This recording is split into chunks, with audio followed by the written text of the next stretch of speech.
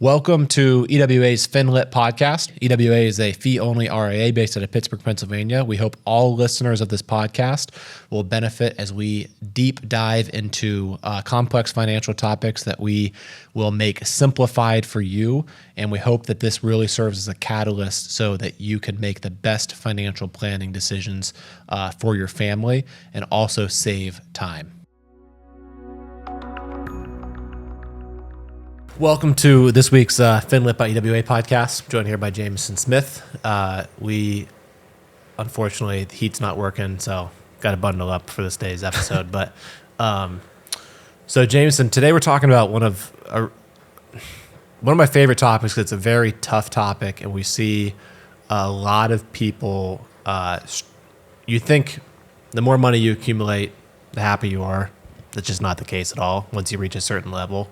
It can sometimes deteriorate unless you have a really good plan to reverse the script and make sure money's supporting your happiness and what you want in life, and it's not subtracting from that. So today we're talking about 10 tips to navigate being rich when you have a lot of loved ones that are not. This is very common. Let's say you're a doctor that's come from a family of blue collar workers, and parents, siblings are making between $50,000 and $100,000 a year. 10 years later of training, residency, et cetera, although you have a lot of school loans, they don't understand that, you're maybe making $500,000 a year. This can come with a lot of set of problems. A lot of assumptions can be made. Oh, he's rich. He shouldn't be, stressed or taking care of everything. This can happen if you're a business owner that suddenly had a lot of success. This can happen if you're an executive, et cetera. So today's episode, we're going to get pretty deep into some of the common problems we've seen, and then also offer solutions around them. Because a lot of people think instinctively, I'm going to help just by providing money. When more often than not, if you throw money at a problem, it's actually going to come back and hit you in the face in a really hard way and deteriorate relationships. So money can certainly help to a certain degree, but it can't be the leading solution into many problems. We're not talking about someone like starving with food. Obviously, money's a good solution for that. We're talking about if your basic needs are met and you have relational problems or whatnot. Throwing money as a first solution is never going to be a good thing. So, the first thing first. First tip is understanding how money temperatures work. So, James, give us, what does that analogy mean? What's a money temperature? So basically what you're comfortable spending to maintain your lifestyle. So think of, if you have a thermostat in your house. I'll use the example because I know the numbers on my thermostat in the winter. I like it between 70 degrees and 75 degrees. And then in the summer, I like it between like 68 and 70. And so I don't really like it when it veers outside of those numbers because I'm used to it. Same thing with the money temperature. If you're used to spending X amount a month and you get in that temperature range, and then you try to go lower or you try to adjust it, it's going to feel weird. You get really comfortable with whatever the temperature is of your spending. Yeah, so we found through experience, it's really easy to adjust from not temperature sleeping wise. Obviously, I've heard the colder the better, good for your body. But money temperature is so easy to adjust up. If you're making more money, it's easy to spend more money. But once you have that new temperature established, it's very hard, if not impossible for many to go down just based upon, we're not going to talk, this isn't a podcast about the human brain works. I know you wish it was. I wanted to get it. I had an idea after you were saying that. Go ahead, psychologist Jamison. Well, yeah. Jamison is not a licensed No, I'm not. But I love psychology. I like learning about the brain. It's really interesting. And money and psychology tie together. Very much so. Super interesting. But we are status creatures by nature. So like our brain wants status and wants to be accepted in the tribe. This is way, way, way back. We're tribal people. We want like accepted by our peers. So money is the quickest way to like show your status. And so naturally you want, to your point, it's very hard to decrease that because once you start spending money and you get this status, like you're not going to want to like cut your lifestyle in half because then you think people will view you differently. Yeah, I think people are. So guess what? Like this jacket, my girlfriend got it for me in this new website. I think it's called Shein. I wanted to show this jacket off today, but guess how much this cost? You already told me. So $12. That's been a new thing for me. That's my tribal. I want my tribe to spend $12 jackets. But no, anyways. I've been. That's what. Anyway, yeah. I've been. Obviously, I'm on like the black clothes, and I've been. I didn't kind of like a similar thing, that. like trying to get to not buy expensive, like because you can buy like a $10 shirt or a $50 shirt. It's like the same. Or a $200 shirt. It's just black. It's the same thing. Yeah. And you're gonna wear it after a year. You're gonna have to throw it out. Yeah. Anyway, so. Or give it away, hopefully to Goodwill. So okay. So going back to the money temperature. So why is this important when we're talking about navigating being rich? Well, two ways. One, if you keep increasing your money temperature to, let's say, $1 million lifestyle, and all of your loved ones, let's say your very close family ties with, brothers, sisters, parents, in-laws, etc., and they're all making a tenth of what you do, it's gonna be seen. It's gonna feel weird because there is a huge wealth gap in America, and there are extremely emotional derived viewpoints about that wealth gap. And so if you show that off, it's going to put some silent to start relationship strains in place. And then if you not just show that off, but you start, paying for everything, you're now adjusting other people's money temperatures. And so if that's a one-time thing, you're paying for a nice vacation, or if you're helping them one time, well, they're going to adjust temporarily to that. And then when that shuts off, it's actually do more harm than good, because then they're going to be forced back to the money temperature, and forced into that is horrible. Having it be your choice is one thing. But if you're paying for a $30,000 vacation when they're used to taking a $5,000 vacation, the next year you don't do that, the next vacation they take is just not going to feel good. It's really hard to go from staying in like the Four Seasons to Days Inn. I mean, it is, right? It's a good analogy. I think that's it's exactly what happens. Why are these clothes so cheap? I'm just looking. I don't know. I've had this for like 2 weeks, but I wore it last night. I wore it today. Yeah, they look. I'm wearing it. And what do you think? It looks nice. I mean, it looks there's shirts on here for $7. I'm just curious why. Like, how do they do this? I guess the cost of clothing's cheap. The cost of it. You just realize how absurdly high the margins insane. are when you're paying. Lululemon, you pay $100 for a pair of sweatpants. Yeah. You could probably get it on there for $7. Yeah. Anyway, so. Yeah. Okay, so that's first, is understand the money temperature. You think you may be helping people, but it will feel good temporarily, and you'll feel good about yourself, because it can get pretty lonely to be successful, because you've put a lot of time into work, into creating wealth, into supporting your family, but a lot of sacrifices were made to do that, and you don't necessarily weren't there where other people are around. So it can come across the wrong way with the money temperature thing. So the second thing, I already mentioned this, but there's the stigma. So, 80-20 analysis, 20% of people hold 80% of wealth in America. It's actually higher than that. I think the top 11%, I just looked this up, of people's net, the top 11% of people that have the highest net worth own like 89% of stocks in America.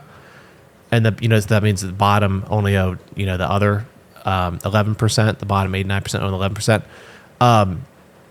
The same thing can go for income. It's like the top 1% income earners, I want to say make between 30 to 50% of the entirety of income, even though it's only 1%, whereas the bottom 99 make up. So there's a huge, bigger than ever in history, two things: a wealth gap and an income gap in America.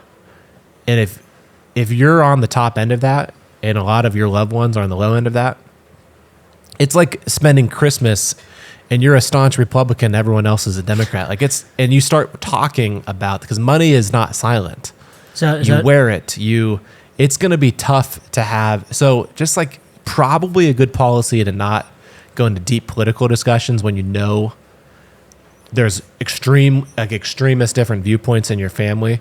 Same thing is probably not smart to show a huge money disparity between you and your family. So just some thoughts, but just mentioning there is a huge silent stigma out there between the difference in income earners and the difference in net worths. So our advice, if you're in the top, is being wealthy, people don't see it.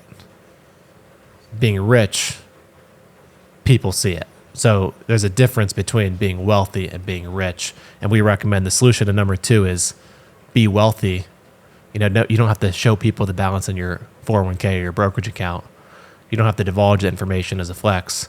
But if you drive a $200,000 car and you're pulling it up to your cousin's house in a $200,000 house, if your car is worth more than the house, it's probably going to, send the wrong message.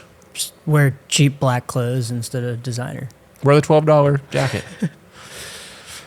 I wore this on purpose. No, I'm just kidding. Okay. So tip number 3 is stop shifting the goalpost, because a success can be very addictive. Having wins can be very addictive. Getting a first client, if you're a business owner, can be very addictive. If you're a surgeon, mastering it. So if the goalpost was, I want to fund my kids' college, I want to be financially independent by 55.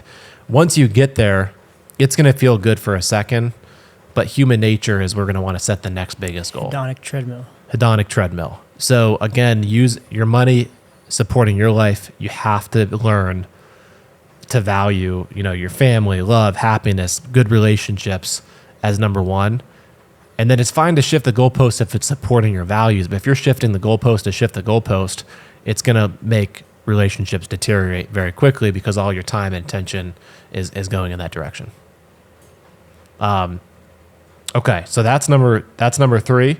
Number 4 is avoiding social debt. Jamison, give us a rundown on what we mean by social debt. I actually don't know what you mean by this. I'm going to let you explain this. This was supposed to be me. I actually, this is huge. So,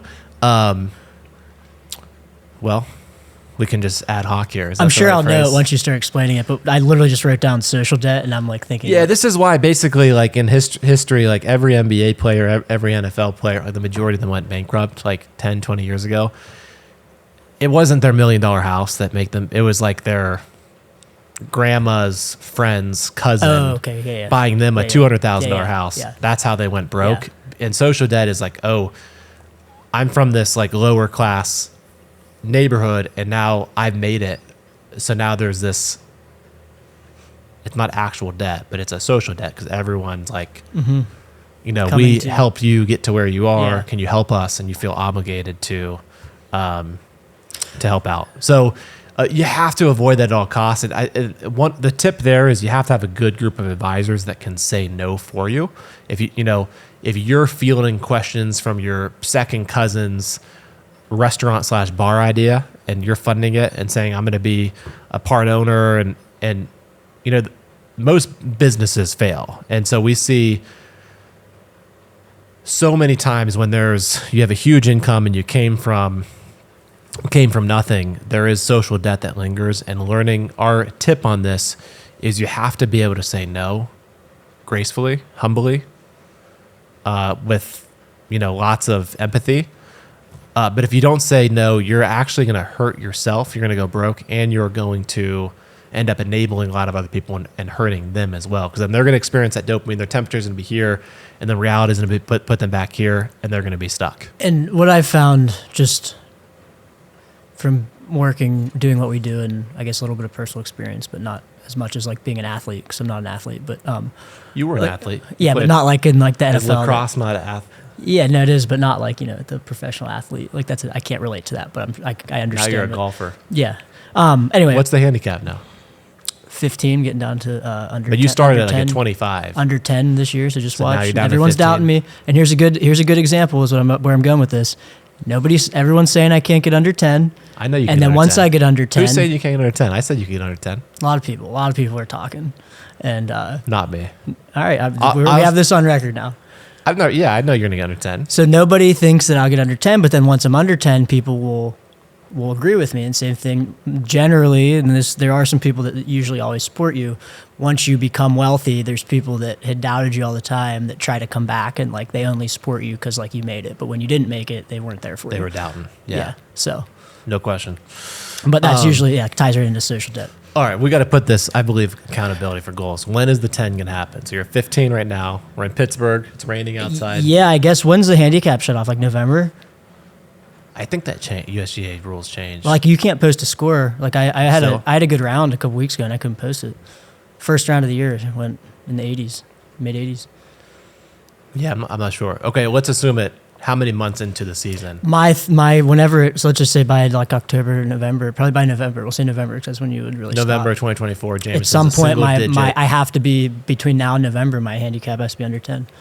All right. Obviously, the goal is to finish it, like keep it there, but it's a low Yep. watermark.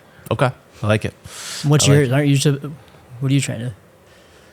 My goal is aggressive. I don't know if I want to say it out loud because it's a little. I'll say it. What out are you loud. now, 8? I'm an 8, and I want to get down to scratch this year. That's because it's non-linear. So like me getting from a 5 to or 15 to a 9, it's not a linear correlation to like 9 or 8 to what's the math there? Down to a 2. Like that, what you're doing is way harder than what I'm trying to do. Yeah, I've always had like justification. I got a torn labrum. I had, whatever. That's fixed. I just went through like a 4-month physical therapy regimen. That's not why I got the surgery. I mean, it hurt to get up in the morning, Yeah. but I want to prevent a hip replacement. But there's no excuses. There's no justification. There's no excuses. If I don't do this, I'm just not coordinated enough or not mentally tough, and I got to do it. All right. Yeah. All right. Well, this could be a great podcast or the most embarrassing one if we don't reach our goals now, Jameson. I mean, I think it's good okay luck. to fail, but we're making it accountable. Okay, so the fifth one just went on a tangent there. All right, so we'll leave it in. Leave it in. Unscripted. So fifth one is practicing empathy and sensitivity. This is obvious, but like, if you approach loved ones that don't have the same wealth as you with empathy and sensitivity, and not like literally saying, I'm sorry you don't have wealth. It's just understanding and don't be flashy. Understand how your actions may affect them. Don't be financially dominant. Pay for literally everything. Demand to do that. I mean, there's a balancing act there, and you have to make sure it's with the right intention. You don't expect anything back.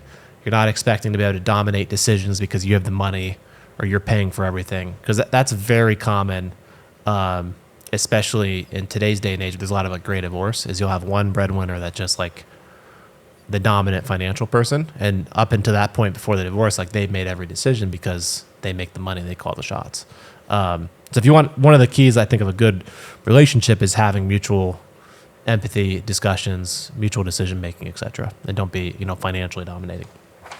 Okay, so tip number 6. We kind of just said that. I just covered that. Yeah, don't be financially dominant. Make sure everything has the right intention behind it, and make sure there's no influence that you want to have other than just being generous if you're picking up a meal or picking up a tab or a vacation, etc. So, okay. So number 7. Having trouble reading my handwriting here. Experiences. Oh yeah, number 7 is experiences. What's our advice around experiences? Should we focus on them? Yeah, I'm big on experiences. I think a memory dividend's a real thing. Memory dividend. I've never heard that. That's really? good. Yeah. No. Die with zero. We'll talk about that.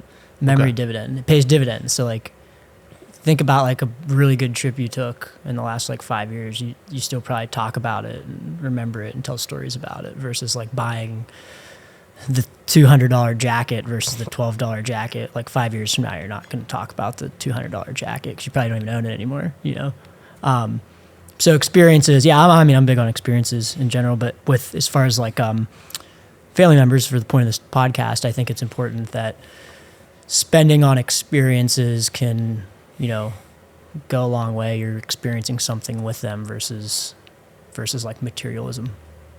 No question. And the experience, if you do it the right way, and if it's an experience that's at a mutual playing field as well, like something that they could have afforded regardless without your help, and you let them chip in, that can be an amazing thing as well. Mm-hmm. So,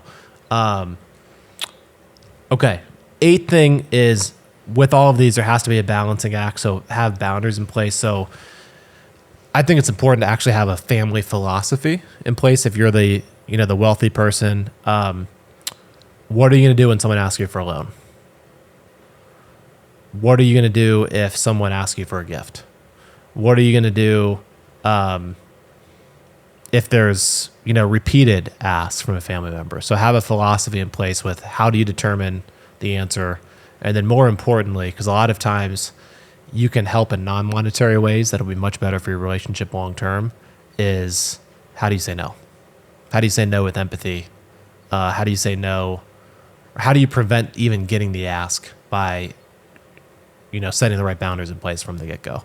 And not saying you can't loan money to if someone needs it, not saying you can't gift money, but it has to be done the right way or else it'll come back and bite you. And then and I would never, to a family member, just a general rule of thumb is never loan money. Because there's probably the stigma of like, oh, they don't need the money back. And I've seen that so many times with like doctor clients that came from, humble beginnings financially. They loan, and then their family members always have excuses. And that creates a lot of relationship strain. So if from a family member, if there's going to be a money exchange, make sure it's a gift. Make sure it's a well thought out discussion though, and make sure there's no expectation in return. But make sure they also understand it's a one-time thing. Yeah, I think people generally will start to expect things, and then there's a fine line between enabling and helping. So one of the tips on how to say no is have a templated response that you can adjust, one that's very empathetic. And that way that you don't have decision fatigue and coming up with a justification. There doesn't need to be a reason. There doesn't need a justification. You're allowed to say no without a reason. Have an advisor who you run every decision make and say, you know what, I'll have to check with my advisor. I'm going to let him talk to you, and then have the advisor say no on your behalf. That's very common. We get involved with a lot of family transactions all the time. They're not always no's, but sometimes they're tough discussions and setting boundaries around money exchanges. That's number 8 is around boundaries. Number 9 is I believe the greatest gift you can give someone, a loved one. We'll just talk about kids, for example, is their ability to handle adversity. So if you people have raised kids and made it really easy on them, paid for everything, best school, paid for college, paid for post-grad, they really haven't had the ability to deal with hard things yet. And so then they go in the real world where that's the number one skill set. You need to have the ability to work through hard stuff. You've gifted them all the money in the world, but you haven't gifted them the most important skill set to be by themselves. And then they can become codependent back on you. And maybe that's what you want. Maybe that makes you feel good. But there's a fine line between supporting and helping, but it can quickly turn into enabling. And so I love the analogy of, not the analogy, the saying of your greatest strengths can become your greatest weaknesses if you don't monitor them and calibrate them. This is one. Helping someone can really quickly, it could be awesome, but if you don't put boundaries around it, it can quickly turn into enabling. Yeah. I think that failing is like you have to fail to be successful, basically. It's just something I believe. You have to go through, ask any like really wealthy, successful person that's built something, and they'll tell you about all the hard stuff they've had to deal with. And so I think it's super important. Obviously, you don't want to like hurt people, but like, yeah, it's important to let people deal with hard things, and that builds really strong people that end up doing big things and having the most impact on people. Awesome. Okay, number 10 is, we talk about mental health is a epidemic in America right now. And that's for, it could be young kids all the way up to, adults. I think a lot of social media, constant, the hedonic treadmill you mentioned before, Jamison, is causing that. There's a couple silent killers out there. One I think we're dealing with is addiction. There's a lot of addictions. When you think of addiction, we're not talking about alcohol. We're not talking about drugs. You can see those pretty evidently. I'm talking about being addicted to your work. I'm talking about being addicted to money, seeing your money grow, maybe addicted to gambling. Those things are real. And the crazy thing about those, you can't see it. There's no symptoms, and sometimes when it does come out, it's in a big way, and it's too late. So, one of the repercussions that's very common, actually studied, there's a whole book written on this, is if you're a top 1 or even a top 10%, it's highly likely you are going to experience loneliness, and with loneliness can come to trying to get quick fixes or feel like I'm giving you money, I'm helping you, that's going to make our relationship better. So I feel good about myself. That's going to end up feeling good for a second, then end up hurting our relationship in the long run. So our tip number 10 is, make sure you have a really good support group with other people that have similar situations, similar income, similar net worths to you, and just be able to talk this stuff out. That's super, super important to navigate this, because you're not alone. It's very common, the struggles that you're dealing with, when you have different net worths and different incomes and loved ones. So having a person, a professional, or a support group you can talk to can be crucial. Yeah. So those are our 10 tips. James, anything to add before we close down? I don't know. There's I heard this late. I don't know what the statistic is, but there's something like loneliness. There's more correlation to like disease and health issues with loneliness than like most like lifestyle decisions. It's like loneliness is like a real thing right now. And like you said, with social media, and like you can sit in your house and do like everything on your phone. It's just like eliminating a lot of the need for social interaction. Yeah. Like I could sit on social media versus going out and like meeting people, for example. So it's a real thing. And yeah, I think it's important to be around. Like community is so important. So like if you're around, like-minded people that you can have these discussions with that actually are relatable, is obviously very good for mental health and avoiding loneliness. No question. Well, James, thanks for joining, and we'll catch everyone next week. Thanks for tuning in to our podcast. Hopefully you found this helpful. Really hope this is as beneficial and impactful to as many people across the nation as possible. So hit the follow button. Make sure to rate the podcast, and please share with any friends or family members that would also find this beneficial. Thank you very much.